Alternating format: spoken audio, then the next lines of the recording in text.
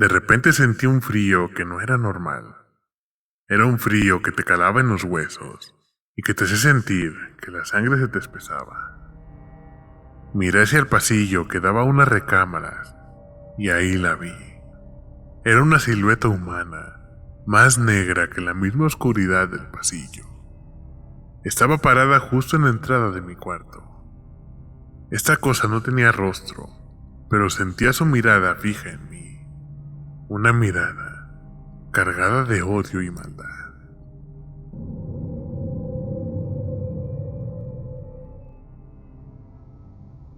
Por motivos de privacidad, preferiría permanecer como anónimo. Yo les escribo desde la Ciudad de México, aunque la experiencia que les voy a contar me pasó en mi natal Veracruz ya hace algunos años. Esta fue una de las peores cosas que me han pasado desde que tengo memoria, y creo conveniente compartirla con ustedes. En aquel entonces, yo trabajaba como supervisor en una empresa constructora. No me puedo quejar. Tenía un buen sueldo, un carro decente y una vida social bastante activa. Pues no es por nada, pero siempre fui un hombre muy amigable, carismático y también de un carácter muy fuerte. Soy de esos que siempre tratan de relacionarse con todos para llevar la fiesta en paz.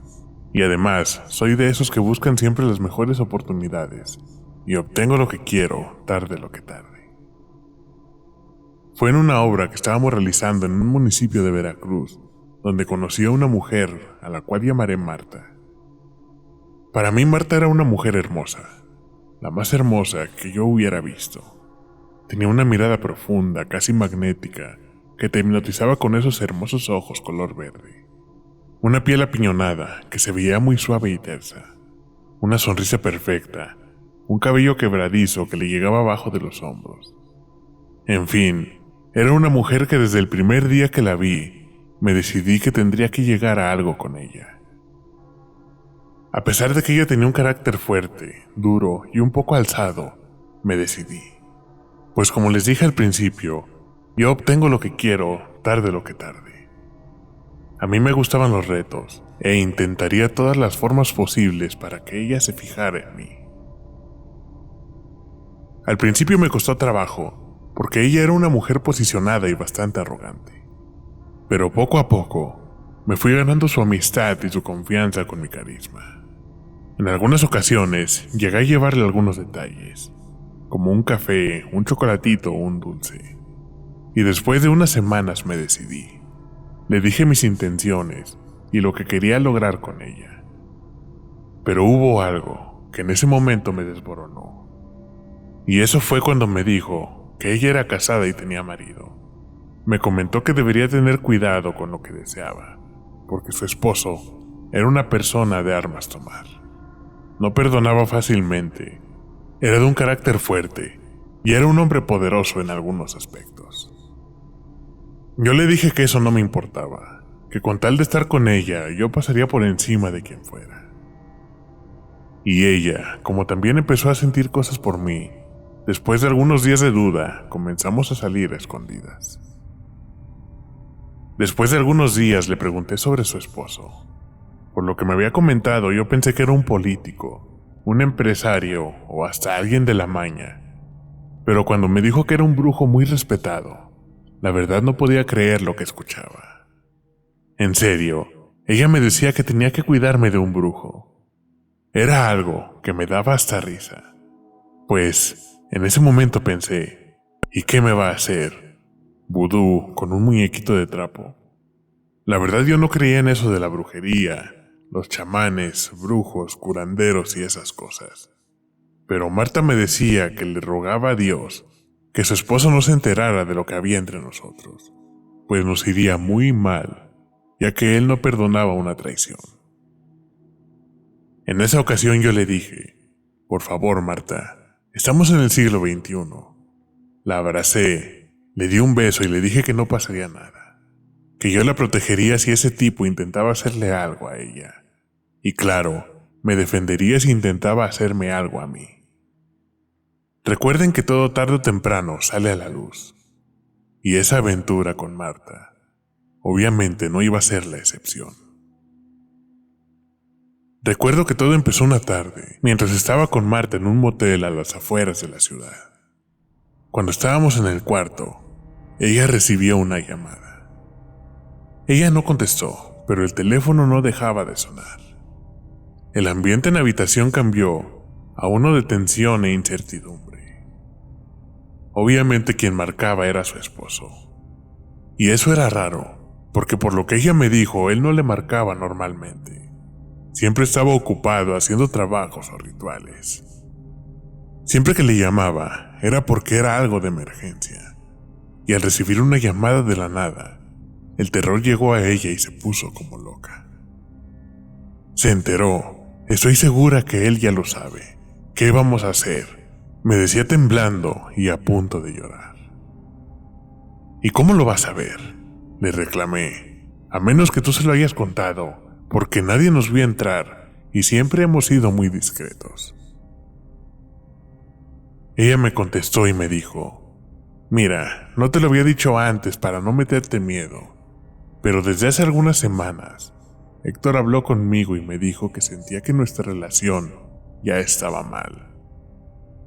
Y sobre todo, mis actitudes y mi forma de actuar con él. Él me dijo que no eran normales, que algo estaba fallando entre nosotros. También me preguntó si tenía a alguien más o una aventura, pues era algo que él presentía. Que si le ocultaba algo, era mejor que se lo dijera por las buenas, para no llegar a mayores, o por las malas, lo iba a conocer. Pero obviamente, yo lo negué todo, diciendo que no podía creer la falta de confianza de él hacia mí, y que yo todavía lo seguía amando. Obviamente, esto para Héctor no fue suficiente y me dijo: Marta, yo siempre me entero de las cosas, y cuando sepa la verdad, los dos me la van a pagar. Y escúchame, no va a haber ni diablo ni santo que los ayude. Cuando terminó de contarme todo esto, yo no le creí nada. ¿Cómo iba a ser que con una simple llamada de celular, él iba a saber todo lo nuestro? Por más que intenté razonar con Marta, ella estaba histérica. Traté de una y mil maneras en tranquilizarla, pero ella no se calmaba. Tal era su desesperación, que yo llegué al punto de enojarme. Ese día, me fui molesto de ahí, pensando que Marta estaba loca por la sugestión de vivir con ese viejo. Después de aquel día, yo ya no hablé con Marta. Pasaron algunas semanas y quise mandarle mensajes, pero estos no le llegaban. Le llamé, pero nada, ella no respondía. Ahí me empecé a preocupar por ella. No sabía si la consecuencia de su indiferencia era porque la dejé sola en aquella ocasión o porque algo le había pasado. La verdad nunca pensé que le pasaría algo relacionado con la brujería. Más bien, pensé que la habían mandado desaparecer en el peor de los casos. Pero al final, para bien o para mal, yo tenía que seguir con mi vida. Y así lo hice. Mi vida iba normal. No había ningún problema. La verdad yo no sentía ningún cambio más que la ausencia de Marta. Pero un día, de la nada, todo comenzó con sueños. Sueños extraños, que más bien eran pesadillas. Pesadillas donde yo veía una sombra negra que me seguía en un callejón sin salida y donde yo no podía avanzar. Siempre despertaba agitado, sudando y aproximadamente a las 3 o 3:30 de la madrugada. Al pasar el tiempo, ese sueño se hizo cada vez más recurrente y ahí mi vida dio un giro para mal. Ese sueño del callejón pasó de ser una anécdota molesta a convertirse en mi peor enemigo. Este se repetía ya todas las noches, pero lo peor no era el sueño en sí, sino era el cómo me despertaba. Con el corazón acelerado y con una sensación de que algo me estaba observando desde la esquina de mi habitación. Intentaba tomar esto con raciocinio. Me decía a mí mismo que era el remordimiento de haber dejado sola a Marta así. Pero la lógica se me empezó a acabar cuando esa mala racha se metió con mi trabajo. En la constructora, las cosas se pusieron color de hormiga. Yo siempre me caractericé por sacar los proyectos adelante. Siempre di la cara en todo. Era el que se encargaba de hablar y negociar con los proveedores para sacar los mejores precios. Pero de pronto, esa chispa y ese carisma natural que tenía se apagó, lo que afectó mi relación con todos los que trabajaban a mi alrededor. Los sueños también pasaron a afectar mi rendimiento. Mis jefes empezaron a notar que ya no trabajaba ni rendía igual. Cometía errores que un supervisor de mi nivel no debe cometer ni por equivocación, pues esto le cuesta miles de pesos a la empresa. Errores como medidas mal tomadas en los planos, retraso en la entrega de material, desperdicios innecesarios, entre otras cosas, fueron cada vez más constantes. Y también llamaron la atención rápidamente de mis supervisores. Un día me llamaron a la oficina y me dieron una advertencia. No sé qué traigas, pero enderézate porque aquí nadie es indispensable. Sé que eres uno de los mejores elementos, pero ya te estás pasando y vamos a tener que darte cuello si todo sigue así. Estamos perdiendo mucho por tu culpa. Esto me lo dijo directamente el dueño, y al terminar esa junta sentí una humillación que nunca había experimentado. Ese mismo día, saliendo de la oficina, mi carro, que era mi orgullo, porque me costó mucho esfuerzo comprarlo, de repente no encendió. Pensé que era la batería, pero cuando el mecánico lo revisó, me dijo que el motor ya estaba amarrado. En pocas palabras, se había desvielado. Pero eso era algo muy poco probable, pues le había tocado servicio hace apenas unos días, y todo estaba en orden. Y ahí se me fue el primer golpe fuerte de dinero. Y así es como comenzó esa fuga. Lo que ganaba se me iba en cosas absurdas. Se me olvidó pagar el recibo de la luz y me la cortaron. Me hicieron una multa de tránsito por un semáforo que yo juraba que estaba en verde. Los desperdicios y las pérdidas de material en la empresa seguían y seguían, y el jefe comenzó a descontármelos de mi salario. El dinero se me escapaba como arena entre los dedos. Yo siempre buscaba las mejores oportunidades, y ahora parecía que atraía puras tragedias. Pero lo más pesado era mi salud. Empecé a bajar de peso de una manera alarmante. Y es que no tuviera que comer o que no tuviera hambre. Es que la comida me sabía prácticamente a nada, y a veces hasta me daba asco. Mis manos me empezaron a temblar ligeramente. Fue un tic nervioso que no me dejaba ni sostener un lápiz para firmar las bitácoras de la obra. Fui al médico, me hice análisis de todo, y el doctor solo me decía que era estrés, que necesitaba vacaciones. Pero qué vacaciones ni qué nada. Yo sentía que era algo más, pero no podía explicarme qué. La gente comenzó a alejarse de mí. Mis amigos, esos con los que siempre andaba de allá para acá, ya no me invitaban a ningún lado. Hasta los perros en la calle me ladraban con un odio que me erizaba la piel. Me sentía solo y bastante decaído. Ya no era ni la sombra de lo que fui antes de conocer a Marta. Y a la par que iba empeorando mi situación, fue cuando la sombra del sueño decidió aparecerse en la realidad. La primera vez, la recuerdo perfectamente. Fue a una noche después de llegar de un día terrible, donde me habían suspendido una semana sin cosas de sueldo por no dar el ancho en el trabajo. Me senté en la sala de mi casa a oscuras, porque la luz aún no la reconectaba. Ya estaba harto de todo.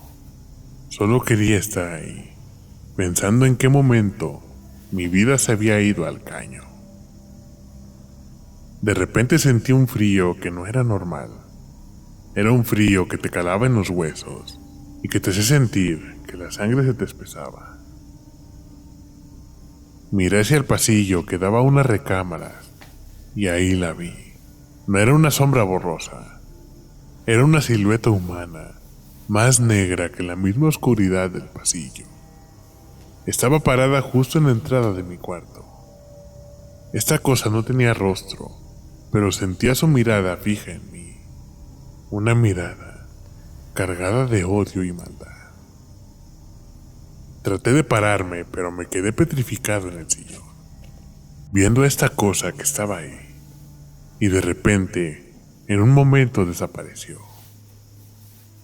Ahí fue la primera vez de muchas otras ocasiones que pude ver esta presencia en mi casa. Yo recuerdo que esa primera vez que vi esta sombra en el pasillo, pensé que ya había llegado al punto más bajo. Pero qué equivocado estaba, porque los días que siguieron a esa suspensión de una semana se convirtió en mi descanso definitivo. Y es que regresé a la constructora después de la suspensión, según yo tratando de enderezarme, pero como me había dicho el dueño, ya no era yo. Ese tic nervioso en mis manos se volvió tan evidente que los obreros murmuraban a mis espaldas. Decían que de seguro ya me había metido en las sustancias, o que tal vez me había dado el mal del Parkinson. Los proveedores, con los que antes bromeaba y cerraba tratos con una sonrisa, ahora me miraban con desconfianza. Prácticamente mi chispa no solo se había apagado, aparentemente, ahora parecía que proyectaba una vibra que incomodaba a cualquiera que se me acercara. La empresa no aguantó más. Cometí el error definitivo. Por mis descuidos, traspapelé una orden de pago crítica y detuve el suministro de concreto para un colado urgente. El dueño, en esa ocasión, ya no me dio más advertencias. Ese día me llamó a la oficina y me dijo: "Te lo había dicho, lamentablemente nadie es indispensable". Esto me lo dijo mientras me entregaba mi baja. Ahora ya me había quedado sin trabajo. Y lo peor es que mi liquidación fue desapareciendo en un 2x3. Ahí es cuando empezó la verdadera austeridad. Sin trabajo y con el orgullo por los suelos, me encerré en mi casa. Pasé de ser el hombre carismático que todos buscaban a un tipo que evitaba salir a la calle para no encontrarse a nadie conocido. Me daba pavor que vieran en lo que me estaba convirtiendo. Simplemente estaba destrozado. La sombra que me acechaba se volvió mi única compañía.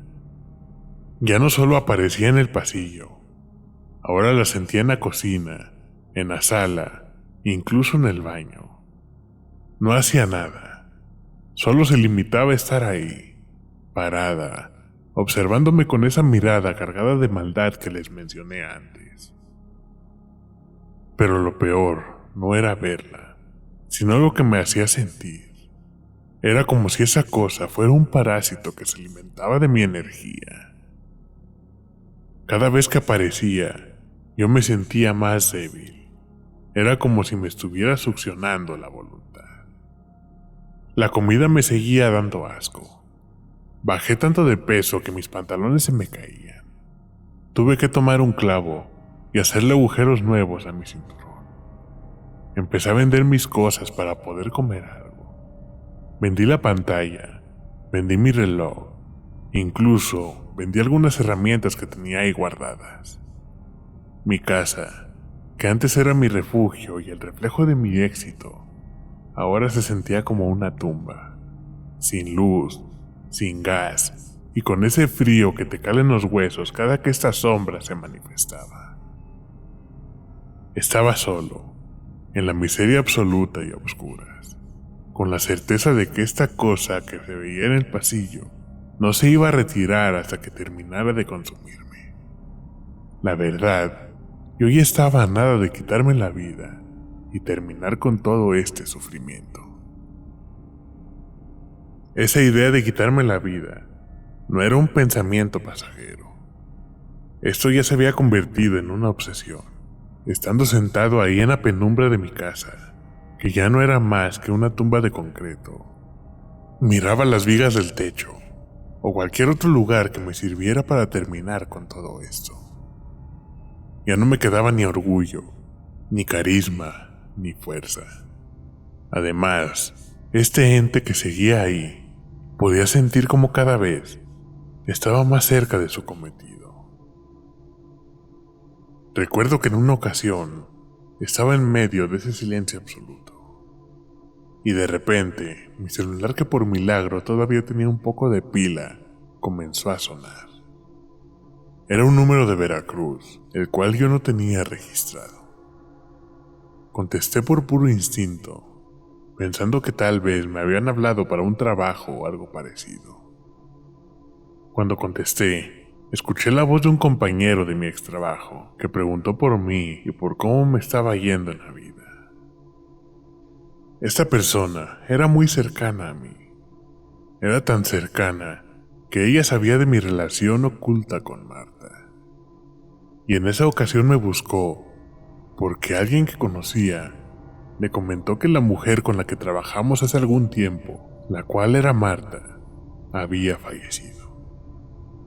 ¿Qué fue lo que le pasó?, le pregunté, y él me comentó que a lo que él sabía, había sido un final horrible.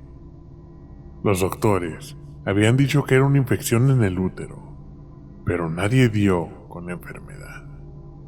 En menos de un mes, esa enfermedad se la consumió por dentro. Decía que se le quemaban las entrañas. Falleció gritando de dolor y parecía que se había vuelto loca. Le di las gracias por contarme y colgué el teléfono. Ahí fue cuando la duda comenzó a comerme y empecé a recordar las últimas palabras en aquel motel. Si se entera, ni el diablo ni los santos nos van a salvar. Al recordar esto, ahora sí lo que sentía fue un terror puro. Un terror que te paraliza los músculos. Héctor, el esposo de Marta, no se había tentado el corazón. Si a ella, que era su mujer, le había dado esa muerte tan espantosa y humillante, ¿qué me esperaba a mí? Entendí que la sombra no solo me estaba observando, sino que también me estaba arreando hacia el mismo agujero. Ya había acabado con ella, y ahora venía por el saldo pendiente conmigo. Esa noche no pude más. Entre el hambre, el frío y la noticia de Marta me desplomé. Al día siguiente, uno de mis primos, que se había enterado por mi madre de que yo no contestaba y que andaba muy enfermizo, llegó a mi casa de sorpresa. Prácticamente, él tuvo que tirar la puerta porque yo no la abría. Y cuando me vi ahí tirado entre mis propios desechos, flaco como un esqueleto y con la mirada perdida, se puso pálido. «Primo, ¿qué te pasó?», me gritaba mientras intentaba levantarme. Me tomó y me sacó de ese lugar a rastras. Yo no quería irme. Sentía que no tenía caso seguir viviendo en un mundo lleno de sufrimiento, pero él no me dejó. A como pudo, me llevó a la casa de mi madre y de ahí pactaron que me iba a llevar a Ciudad de México. Él estaba rentando un pequeño departamento allá y decía que tal vez el cambio de aires me ayudaría. Yo pensé que saliendo de ahí se iba a terminar todo, pero esta sombra no conocía de distancias. Ella estaba pegada a mí, no a mi antigua casa. Mi primo, al ver que su plan no había funcionado, y por más que pasaban los días no mejoraba, se convenció de que esto no era algo que un cambio de aires o la medicina pudiera curar. Mi primo tenía algo de conocimiento en algunos temas, y un día llegó con un huevo y un manojo de hierbas y me dijo: "Te voy a limpiar, aunque me digas loco". Lo extraño fue que cuando rompió el huevo en un vaso con agua, la yema estaba casi negra. Mi primo se persignó y me dijo: "A ti te tienen bien trabajado. Si no buscamos ayuda de la de verdad y lo más rápido posible, vas a terminar en la tumba". Sin más tiempo que perder, él me llevó a ver a un señor allá por los rumbos de Xochimilco. Yo iba por puro compromiso, con la cabeza agacha, casi sin poder caminar y sintiendo que este ente negro me apretaba el cuello con cada paso. Cuando llegamos a esta casa, mi primo entró a ver al curandero y después de unos minutos salió con él y me hicieron pasar. Entré a ese cuarto con las pocas fuerzas que me quedaban, arrastrando los pies y sintiendo que el aire ahí dentro pesaba toneladas. El curandero me pidió que me sentara en una silla en medio de la habitación. Al verme, no me preguntó nada. Solo se me quedó viendo a los ojos y luego miró hacia el vacío que había a mi izquierda, justo donde yo sentía que estaba esta cosa. A ti te mandaron a pagar una deuda por andar de canijo. El hombre que hizo esto no quería que te fueras rápido. Quería que te fueras secando y poco a poco poder mandarte hacia el hoyo. Veo que esto fue por una mujer, y más específico, una mujer prohibida. Pero por lo que puedo sentir, ya se llevó a la mujer, y tú eres el siguiente en la lista. Me quedé mudo. Escuchar eso de alguien que no me conocía terminó por romper lo poco que me quedaba de duda. El curandero comenzó a preparar unas cosas, prendió un puro y empezó a soltar el humo sobre mí mientras rezaba. De repente el ambiente se puso helado. Sentí como este ente negro que me apretaba por el cuello se puso furioso. Se escuchó un estruendo en la habitación y el curandero comenzó a gritar: "Aquí no mandas tú", golpeando el suelo con un bastón de madera. Este hombre ya pagó con su miseria y su salud. Suéltalo. Lo que pasó después es difícil de explicar, porque después de una lucha entre esta cosa y el curandero, sentí un tirón fuerte cerca de mi nuca, como si me estuvieran arrancando algo desde la columna vertebral. Solté un grito de dolor y vomité una flema negra y amarga que olía asquerosamente a puro podrido. En ese momento, la presión que sentía en el pecho fue desapareciendo poco a poco, y sentí como si una especie de tela me cayera desde la cabeza hasta los pies. Por primera vez en meses, pude jalar aire sin que me doliera, y la silueta negra que me acechaba comenzó a desvanecerse frente a mis ojos. El curandero me advirtió que la curada no era mágica. Me dijo que el daño físico y económico que ya se había hecho era el pago que el muerto se había cobrado. Tu carisma y tu éxito se los quedó. Vas a vivir, pero vas a empezar de cero y nunca volverás a ser el hombre que eras realmente. Hoy han pasado años desde que salí de Veracruz huyendo de mi propia sombra. Mi vida cambió por completo. Ya no soy ese supervisor exitoso que tenía todo y se sentía el dueño del mundo.